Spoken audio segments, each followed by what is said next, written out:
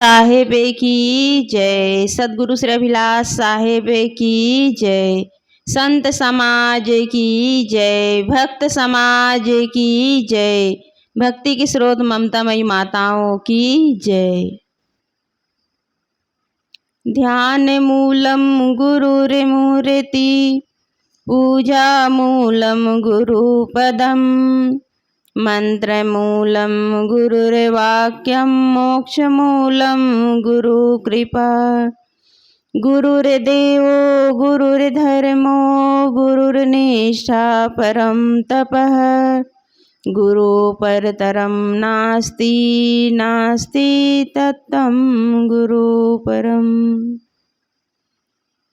प्रातः स्मरणीय परम पूज्य गुरुदेव जी, वंदनीय संत समाज, उपस्थित सम्मानी भक्त सज्जनों, भक्ति के स्रोत ममतामयी माताओं, सदगुरु कबीर साहब जी का मौलिक ग्रंथ बीजक, उसमें कहरा का एक पद प्रस्तुत है। सदगुरु कबीर साहब जी ने कहा है, ऐसे निदेह निरालप बौरे मुअल छुए नहीं कोई हो। डंडवा की डोरिया तोरी लरायन जो कोटिंधन होई हो। ऊर्ध निश्वासा उपजी तरासा हंकराइन परिवारा हो। जो कोई आवे बेगी चलावे पल एक रहल न पाई हो। चंदन चीर चतुर सब लेपे गरे गज मुक्ता के हारा हो। 64 गीध मुए तन लूटे जमुकन ओद्र विदारा हो। कैसे साहेब एक एक दिना याही गति सबकी, कहाँ राव कहाँ दीना हो। तो सदगुरु कबीर साहब जी का यह पद शरीर की क्षण भंगुरता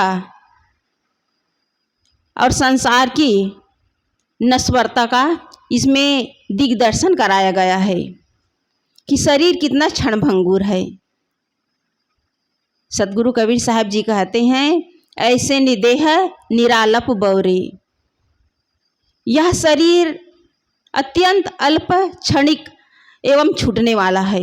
निराल्प अर्थात अत्यंत क्षणिक है। इस शरीर का कोई ठिकाना नहीं है कि कब छूट जाए।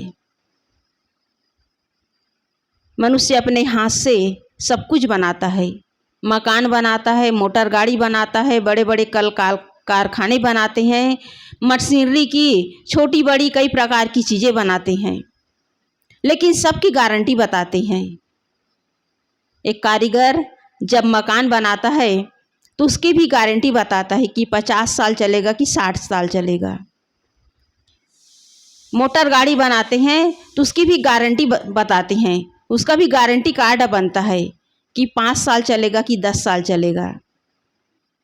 लकड़ी के सामान भी बनाते हैं, टेबल कुर्सी नाना प्रकार की फर्नीचर की चीज़ें भी बनाते हैं, उसकी भी गारंटी होती है कि ये 4 साल चलेगा कि 5 साल चलेगा कि 10 साल चलेगा, उसकी भी गारंटी है। हम जो कपड़े खरीदते हैं उसकी भी गारंटी है कि साल 2 साल तक टिकेगा कि 4-5 साल तक टिकेगा।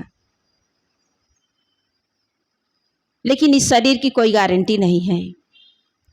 मनुष्य अपने बनाए सामान की गारंटी देता है, लेकिन अपने जीवन की कोई गारंटी नहीं दे पाता, क्योंकि मृत्यु हमारे हाथ में नहीं है, जीवन हमारे हाथ में है। जीवन को कैसे जीना है, अपने जीवन का सुंदर निर्माण कैसे करना है, ये हमारे हाथ में है, लेकिन मौत हमारे हाथ में नहीं है। कब मौत आ जाएगा और कब हमें इस संसार से कुछ करना पड़ेगा, इसका कोई ठिकाना नहीं है। इसलिए चाहिए कि हम इस शरीर की सुंदरता का, शरीर के जमाने का, शरीर में मिले हुए प्राणी पदार्थों का अहंकार न करें। सब छूट रहा है, एक एक करके हमारे जीवन से सब एक एक करके छूट रहे हैं। बचपना छूट गया, कौमारी अवस्था भी चला गया, जवानी भी चली गई, प्रौढ़ भी धीरे धीरे बुढ़ापे की ओर खिसक रहा है। ये शरीर भी स्थिर नहीं है। जिस शरीर का हम अभिमान कर रहे हैं, जिस शरीर के अभिमान में हम डूबे हुए हैं, ये शरीर भी स्थायी व एक रस रहने वाला नहीं है। गुरुवर कबीर ने कहा है, चलहु का टेढ़े टेढ़े टेढ़े, दसहु द्वार नरक भरी बूढ़े, तू गंदी को बेड़ो। इस शरीर का भी अहंकार करना निरर्थक है, लेकिन आदमी इसी शरीर के अहंकार में टेढ़ा मेढ़ा चलता है। ये टेढ़ा मेढ़ा चलना क्या है? ना किसी से सीधी मुंह बात करता है, ना किसी से प्रेमपूर्ण व्यवहार करता है, ना किसी प्राणी और पदार्थ को सम्मान कर पाता है। संसार में आकर के केवल प्रमाद में अपने जीवन को खो देता है। लेकिन जितना हम अहंकार करेंगे उतना हमारा जीवन पतन की ओर बढ़ता चला जाएगा। क्या चीज़ साथ में जाएगा? सब कुछ तो यहीं छूटने वाला है। हर आदमी जानता है कि मुझे इस संसार से जाना है। जब जाना है तो फिर किसका अहंकार करें? किस चीज़ का अहंकार करें? सब तो छूटेगा। पढ़ा लिखा अनपढ़ गंवार भी जानता है कि खाली हाथ आना है और खाली हाथ जाना है, सब जानते हैं। फिर किसके लिए हम अपने मन में अशांति और उलझन लाए? किसके लिए लड़ाई झगड़ा करें? किसके लिए वाद विवाद करें? किसके लिए हम अपने जीवन को बर्बाद करें? आदमी इस पर विचार नहीं करता। विचार न करने के कारण ये जीवन जो है दुखों से भरा हुआ है। जीवन में जो दुख हैं, परेशानी है, उलझन है, तनाव है, उनका कारण विचार न करने के कारण। हम अपने जीवन को स्वयं सुंदर बना सकते हैं, सुंदर ढंग से जी सकते हैं, केवल विचार करने की आवश्यकता है। यहाँ न कोई साथ में आया है, न कोई साथ में जाने वाला है, सब यही छूट जाएगा। इसलिए जीवन को विचार पूर्वक जीने की आवश्यकता है। सतगुरु कबीर साहब जी ने कहा है, करहूँ विचारते सब दुख जाए। विचार पूर्वक जीवन जिए, विचार पूर्वक व्यवहार करें। विचार पूर्वक जीवन की यदि सारी क्रियाएं करते हैं तो निश्चय है हम दुख से बच सकते हैं। लेकिन आदमी तो प्रमाद में पड़ा हुआ है, अनेक प्रकार के अहंकारों में पड़ा हुआ है, लेकिन ये अहंकार काम आने वाला नहीं है। क्योंकि कहा गया है 40 साल के बाद उच्च शिक्षा और निम्न शिक्षा एक जैसा होता है। क्योंकि 40 साल के बाद कोई भी कितना भी बड़ा व्यक्ति हो वो पढ़ाई नहीं कर सकता, इसलिए उच्च शिक्षा और निम्न शिक्षा एक जैसा हो जाता है। 50 साल के बाद रूप और कुरूप एक जैसा, 50 साल के बाद रूप और कुरूप एक जैसा। 50 साल के बाद हम शरीर को कितना सजाएं, लेकिन उसकी सुंदरता जो जवानी में थी वो बुढ़ापे में नहीं रहेगी। धीरे धीरे शरीर की सुंदरता ढलती जा रही है। जवानी के साथ ये सुंदरता भी धीरे धीरे मिटती चली जा रही है। इसलिए 50 साल के बाद रूप और कुरूप एक जैसा होता है। 60 साल के बाद उच्च पद और निम्न पद एक जैसा हो जाता है। क्योंकि 60 साल के बाद जो बड़े बड़े कर्मचारी, बड़े बड़े अधिकारी क्या हो जाते हैं? रिटायर हो जाते हैं। रिटायर होने के बाद जिस पद में वो रहते हैं वैसा उसे सम्मान नहीं मिलता। क्योंकि रिटायर होने के बाद पद की गरिमा समाप्त हो जाती है। हमारे ही देश में अभी मोदी जी हैं, उनका कितना सम्मान हो रहा है, कितनी उसकी जय जयकार हो रही है। लेकिन उसके पहले जो प्रधानमंत्री थे आज उनका वो सम्मान नहीं हो रहा है जो पहले उस पद पर थे। इसलिए कहा गया है कि 60 साल के बाद निम्न पद और उच्च पद एक जैसा हो जाता है। इसलिए पद की गरिमा न करें, पद का अहंकार न करें, क्योंकि मनुष्य का जीवन मिला हुआ है सेवा करने के लिए। सेवा से ही ये मनुष्य पद की गरिमा है। इसलिए 60 साल के बाद जो उच्च पद है, निम्न पद है, एक जैसा हो जाता है। और 70 साल के बाद खाना और न खाना एक जैसा। क्योंकि 70 साल के बाद हमारी जो आते हैं वो काम करना छोड़ देती है। धीरे धीरे पाचन जो प्रणाली है वो कम हो जाती है। यदि 70 साल की उम्र में हम ज़रूरत से ज़्यादा यदि भोजन कर लिए तो शरीर रोगी हो जाएगा। इसलिए कहा गया है कि 70 साल के बाद खाना और न खाना एक जैसा होता है। और 80 साल के बाद धन का होना और न होना एक जैसे हैं। 80 साल की उम्र होते तक हमारे हाथ से सब कुछ चला जाता है। कितना भी धन कमाओ, कितना भी जमीन जायदाद का विस्तार कर लो, लेकिन किसी भी चीज़ पर अपना अधिकार नहीं होता। यहाँ माताएं बैठी हुई हैं, उनसे पूछ लो कि जीवन का असली रहस्य क्या है। आज उनके हाथ में कुछ भी नहीं है। अपने ज़माने में कितना कमाए, कितना धन इकट्ठा किए, बाल बच्चों के लिए क्या क्या नहीं किए, और आज सब कुछ उसके हाथ से छूट गया। ये स्वाभाविक है छूटना, क्योंकि सबकी जो कहना चाहिए कि सबका ज़माना एक जैसा नहीं रहता। कभी हमारा ज़माना है तो कभी उसके बाद अपने आने वाली पीढ़ी का ज़माना होगा। अभी पिता का ज़माना है तो कुछ समय बाद उसके बेटे का ज़माना आएगा। ये परिवर्तनशील संसार है। इसलिए कहा गया है कि 80 साल के बाद धन का होना और न होना एक जैसा, क्योंकि उम्र के साथ साथ शरीर की ज़रूरतें भी कम हो जाती है।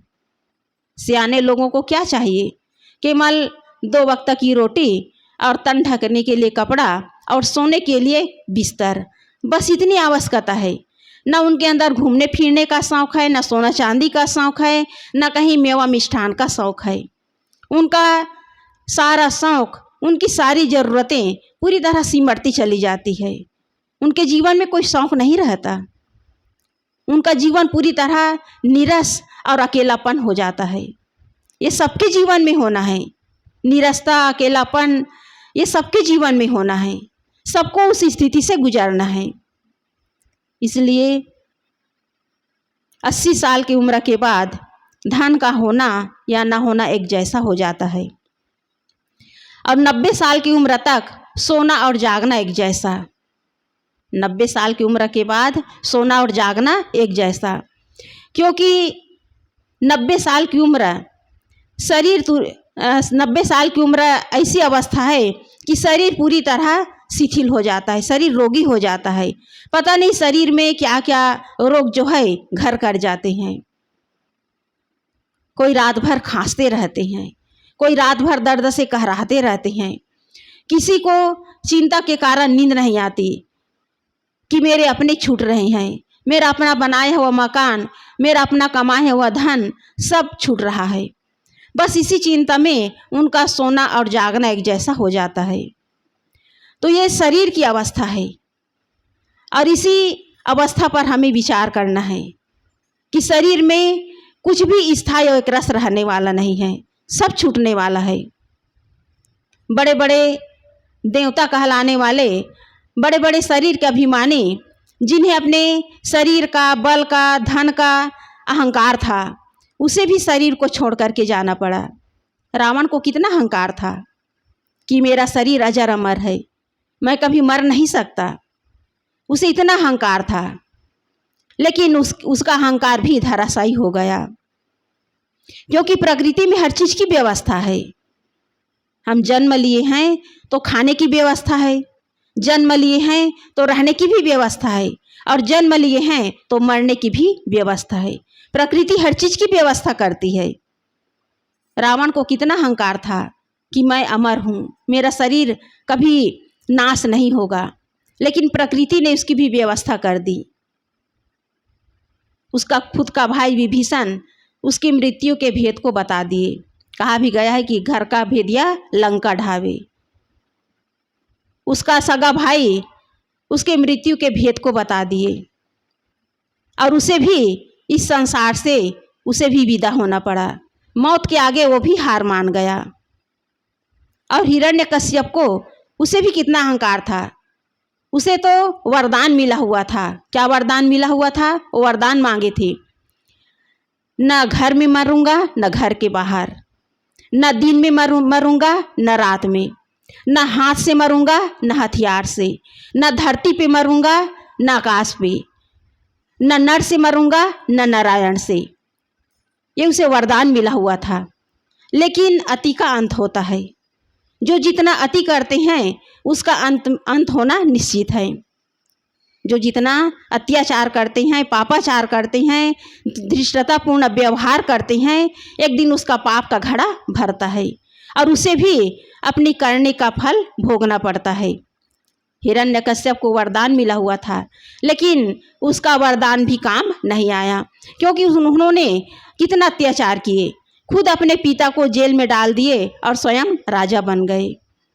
लेकिन जितना आदमी जो है अपने धन का, बल का, अपने शरीर के इस शारीरिक बल का अहंकार करते हैं, उतना ही उसका जीवन निरंतर आत्मिक पतन की ओर बढ़ता चला जाता है। अंतिम में हिरण्यकश्यप को भी मरना पड़ा। और कैसे मरना पड़ा? उसे वरदान मिला हुआ था कि घर में न मरूंगा न घाट पे। तो कहाँ पे उसकी मृत्यु हुई? घर के दरवाजे पे। और उसे वरदान ये भी मिला हुआ था कि हाथ से नहीं मरूंगा न हथियार से। तो किससे मरा? नाखून से। और ये भी वरदान मिला हुआ था कि न नर से मरूंगा न नारायण से। तो भगवान कौन सा अवतार लिए? नरसिंह अवतार, आधा नर का और आधा पशु का। और ये भी वरदान उसे मिला हुआ था कि ना दिन में मरूंगा न रात में। तो गोधूली बेला में उसकी मृत्यु हुई थी। तो इस तरह हम मृत्यु को झुठला नहीं सकते। मृत्यु हमारे पीछे लगे हुए हैं। कितने ऐसे लोग हैं जो जन्म लेते ही संसार से चले जाते हैं। कोई कौमार अवस्था में, कोई जवानी में, कोई तो कोई प्रौढ़ में, तो कोई वृद्ध अवस्था में चले जाते हैं। शरीर का कोई ठिकाना नहीं है। आदमी घर से निकलते हैं तो उसे पता नहीं रहता कि मेरी मृत्यु होगी, क्योंकि हम बाहर सब कुछ जान लेते हैं लेकिन अपनी मौत को नहीं जानते।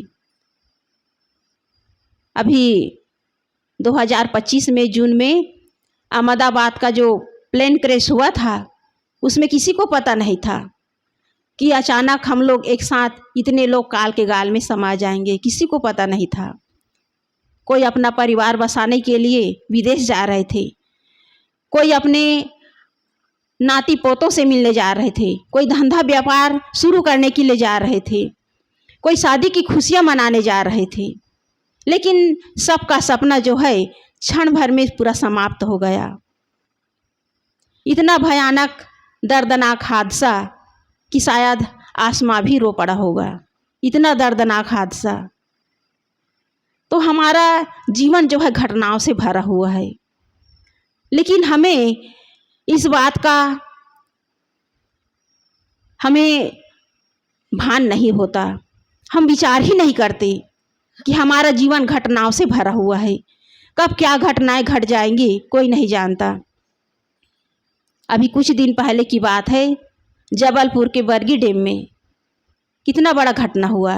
क्रूज जो है उसमें पानी भरने लगा और धीरे धीरे वो क्रूज डूब गया और कितने लोग मौत के गाल में समा गए। अपनों को डूबते हुए देखा लेकिन बचा नहीं पाए। चीखते रहे, चिल्लाते रहे, लेकिन अपनों को ले बचाने के लिए कोई नहीं आया। ऐसी घटनाएं जीवन में घटती है कि हम अपनों को अपने आँखों के सामने मरते हुए देखते हैं लेकिन बचा नहीं पाते, क्योंकि मौत के सामने किसी का बस नहीं चलता। तो इस प्रकार हम मौत के करीब पहुँचे हुए हैं, मौत के निकट हम बैठे हुए हैं। इसलिए सदगुरु कबीर साहब जी ने कहा है, झूठे सुख को सुख कहे, मानत है मनमोद, जगत चबै न काल का, कछु मुख में कछु गोद। मौत हमारे चोटी को पकड़े हुए हैं, लेकिन हम मौत को कहाँ याद करते हैं। हमें तो दुनियादारी की याद है, और इसी दुनियादारी की याद में हम अपने जीवन के जो मूलभूत उद्देश्य है उसे हम भूल जाते हैं, उसे हम कर नहीं पाते। इसलिए जीवन मिला हुआ है तो जीवन को हम सही ढंग से जिए। जीवन में किसी भी चीज़ का अहंकार न करें। इसलिए सदगुरु कबीर साहब जी ने कहा है, ऐसे निदेह निरालप बौरे। हे भोले मानव, ये मानव जीवन इतना अल्प, इतना क्षणिक है कि किसी के हाथ में नहीं है। कहा भी गया है, पानी केरा बुदबुदा, असमानस की जात, देखत ही छुप जात है जो तारा प्रभात। जैसे सूर्य जब उदय होता है तो पानी में जो फेना उड़ता है वो क्षण भर में ही समाप्त हो जाता है। उसी प्रकार हमारा ये जीवन भी है। पता नहीं कब किस